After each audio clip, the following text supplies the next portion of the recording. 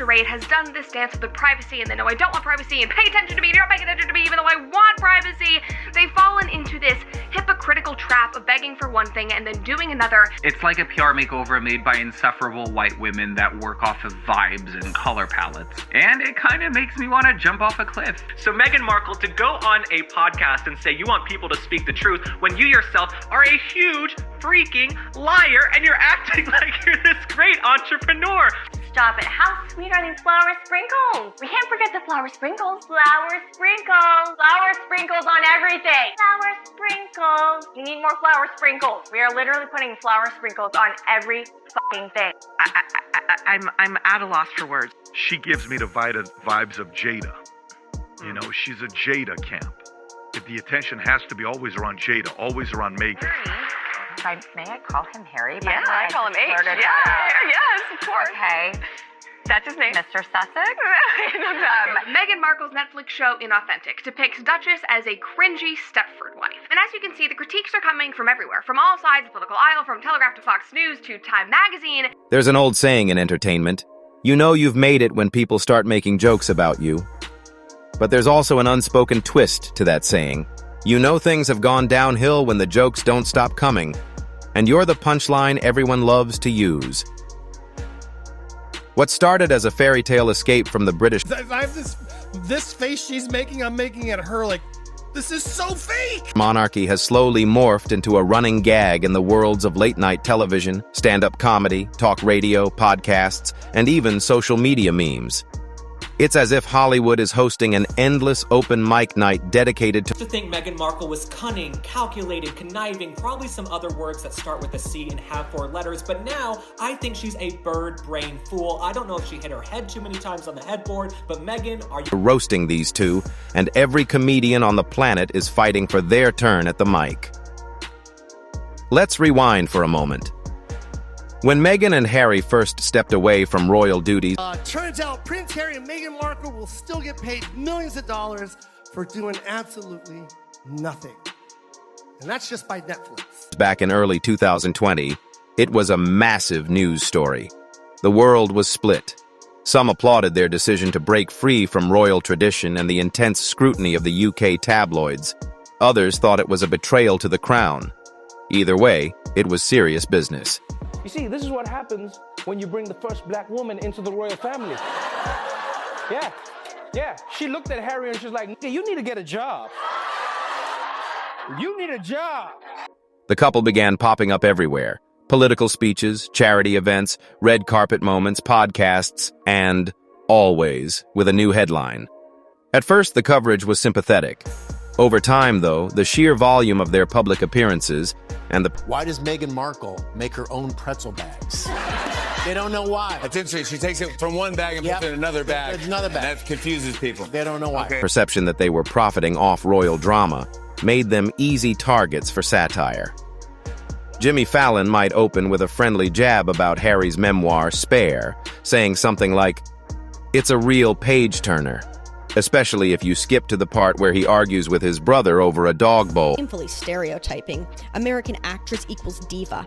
To my shock and delight, there was nothing in that suitcase but bare essentials. Shorts, ripped jeans, and snacks. And a yoga mat. Because Meghan's not like other girls. Like, I think what you guys don't understand is that makeup, hair dryers, duvets, like shoes, that's bad. And those things are things that women like, so therefore they're silly. But Meghan is different because she doesn't like... Stephen Colbert went further, staging elaborate comedy bits that parodied the couple's tell-all interviews. And Jimmy Kimmel? Let's just say Kimmel's writers have a PhD. The real dunce of this fairy tale is... Prince Harry has entered the chat. You dumb ginger. You leave your title because you don't like your 94-year-old grandma? That's the definition of something you wait out, gangsta. In making fun of celebrity overexposure. He quipped about their Netflix deal flopping and even compared their privacy journey to someone screaming, "Leave me alone," through a megaphone on national TV. Because if you came up with the picture of an annoying, insufferable white woman, it would be Meghan Markle. If you came up with an out-of-touch, suburban white woman, it would be Meghan Markle, even though Rogan called them professional complainers and questioned why two people supposedly desperate for privacy keep making multi-hour documentaries. Bill Burr, never one to sugarcoat, summed it up as, "They're like people who quit." Prince Charles has the ears of a basset hound. They're worried about the skin. And by the way, they should hope that the kid looks more like Meghan than Harry. No offense, but I mean, Harry kind of looks like the guy who played Screech, may he rest in peace. The job, but keep showing up to complain about it. Even non-comedy podcasts have taken their shots, often mocking the couple's attempts at Hollywood stardom, or pointing out how quickly their popularity declined after leaving the UK. Then, there's the wild west of social media, where jokes have no network censors. Twitter, Instagram, TikTok. And you're not going to tell me who had the conversation? I think that would be very damaging to them. And clearly, the last thing Meghan would want to do as she exposes her in-laws as racist, emotionally abusive captors is damage anyone. TikTok, you name it, became flooded with memes. Comedy thrives on contradiction, and Meghan Harry are walking contradictions. They talk about escaping the spotlight, but they keep walking into brighter. Royals, the celebrities who just want privacy. We want privacy! We want privacy! And will literally go on tours and write books and start podcasts and do Netflix docuseries to tell you how much privacy they want and how much distance they want from the royal family, even though all of that content that they do is somehow about the royal ones. They claim they want to focus on charity work, yet the headlines are often about million-dollar media deals and luxury real estate.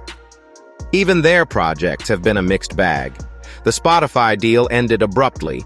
2 hours, they sat down and they talked to Oprah about their ups and downs, and then in the third hour, a desperate Harry and Meghan finally sought help from the Equalizer.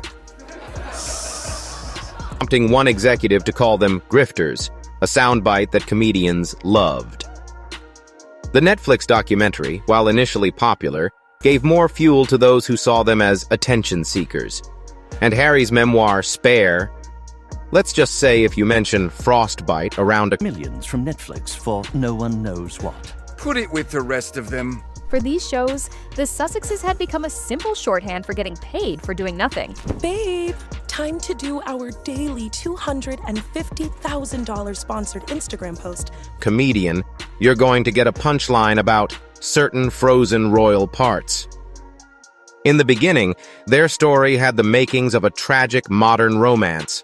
The prince who gave up his title for love, the duchess who faced racism and tabloid cruelty. I wonder. And then I'm falling out of clubs, I'm taking drugs, I'm drinking heavily, all of that. Again, it's all there.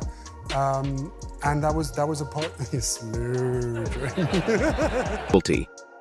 But the constant media presence has worn down the public's patience. It's not that people stopped believing parts of their story. It's that the constant retelling turned it from a... Favorite quote in the world is Marcus Aurelius. He said, "Let us have an end to this debate about what makes a good man and be one." Isn't that nice? There you go.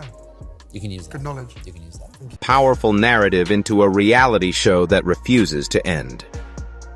The shift is so complete that it sometimes feels coordinated, as if there's a secret group chat among comedians titled Harry Me, Gan Jokes Only. He's got a reputation for not being that smart, and so one would imagine that he could get picked apart. Shows take digs at them.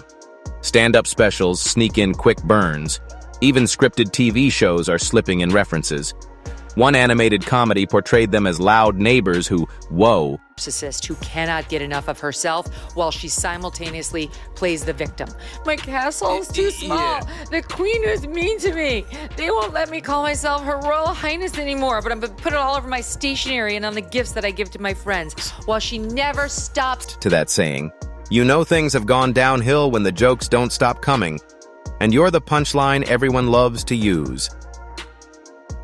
What started as a fairy tale escape from the British monarch... The Munsters, you silly goose. You're yelling at who here? Her, Meghan Markle. Okay. Yeah, just the fact that she wanted to leave the royal family because they were like, be proper and sit so. There has never been a point in my life where I did not know that the Queen of England was strict and not fun at all. So don't marry into the family with the most jive-ass boring people ever, and then be like, oh, should we play Never Have I Ever? He has slowly morphed into a running gag in the worlds of late-night television, stand-up comedy, talk radio, podcasts, and even social media memes. It's as if Hollywood is hosting an endless open mic night dedicated to roasting these two, and every comedian on the planet is fighting for their turn at the mic. I may no longer be royal, but I'm still a pain in the ass. Let's rewind for a moment. When Meghan and Harry first stepped away from royal duties back in early 2020, it was a massive news story. I was like, oh my God, bitch, you are racist, you are jealous, fuck you, you are a racist bitch. I'm like, I'm sorry, I'm not racist, because me and Meghan Markle, we are the same people, attention-seeking whores. It takes one to know. The world was split. Some applauded their decision to break free from royal tradition and the intense scrutiny of the UK tabloids. Others thought it was a betrayal to the crown. Either way, it was serious business. This is a true story. One time, I just woke up, I'm in my underwear, I plop down in front of the TV, I turn it on. The moment I turn it on, Prince Harry's talking shit about me. I'm like, I just woke up! I'm vulnerable! I'm in my underwear and there's a prince on TV. Do you know how fucking weird it is when a prince knows your name? He's like, Joe Rogan's giving out dangerous vaccine misinformation! And my first thought was, fuck, did I? The couple began popping up everywhere. Political speeches, charity events, red carpet moments, podcasts, and always with a new headline. At first, the coverage was sympathetic. Over time, though, the sheer... You have generously offered to keep the wax figures of Harry and Meghan safe while the royal family drama gets worked out. Yeah, that's correct. And if I may, I would just like to say that I'm definitely not using the wax figures for sex stuff. Just to The volume of their public appearances and the perception that they were profiting off royal drama made them easy targets for satire. Jimmy Fallon might open with a friendly jab about Harry's memoir, Spare,